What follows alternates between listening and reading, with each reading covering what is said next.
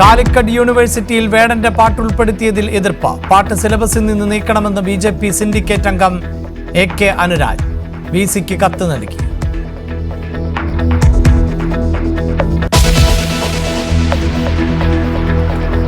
സംസ്ഥാനത്ത് മഴ ശക്തമാകുമെന്ന് മുന്നറിയിപ്പ്. കണ്ണൂരിലും കാസർഗോഡും ഇന്ന് ഓറഞ്ച് അലർട്ട്. 8 ജില്ലകളിൽ യെല്ലോ അലർട്ട്. ഞായറാഴ്ച അതിശക്തമായ മഴയ്ക്കും സാധ്യത.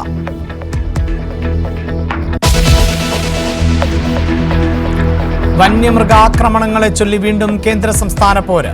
കേന്ദ്രമന്ത്രി ഭൂപേന്ദ്ര യാദവ് ജനങ്ങളോട് ഖേദപ്രകടനം നടത്തണമെന്ന് AK ശശീന്ദ്രൻ. കാട്ടുപന്നിയെ കാറ്റഗറി 1-ൽ ഉൾപ്പെടുത്തുന്നത് നിയമവിദഗ്ധരുമായി കൂടിയാലോചിക്കും. ഗവൺമെന്റ് അതിന്റെ പരിധിയിൽ നിന്നുകൊണ്ടും പരിമിതമായ അധികാരം ഉപയോഗിച്ചും വന്യജീവി അക്രമത്തിൽ നിന്നും ജനങ്ങളെ രക്ഷിക്കാനുള്ള നിരന്തരമായ പ്രവർത്തനത്തിൽ ഏർപ്പെട്ടുകൊണ്ടിരിക്കുകയാണ്. ആ പ്രവർത്തനങ്ങൾക്ക് തെറ്റിദ്ധാരണകൾ മാറ്റിവെച്ച് സർക്കാരിനോടൊപ്പം സഹകരിക്കണം.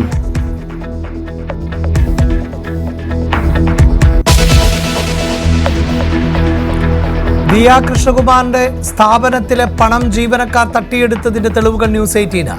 തുടരന്വേഷണത്തിന് ക്രൈംബ്രാഞ്ചിന്റെ പ്രത്യേക സംഘം. ഒളിവിൽ പോയ ജീവനക്കാർ മുൻകൂർ ജാമ്യത്തിന് ശ്രമം തുടങ്ങിയതായും സൂചന.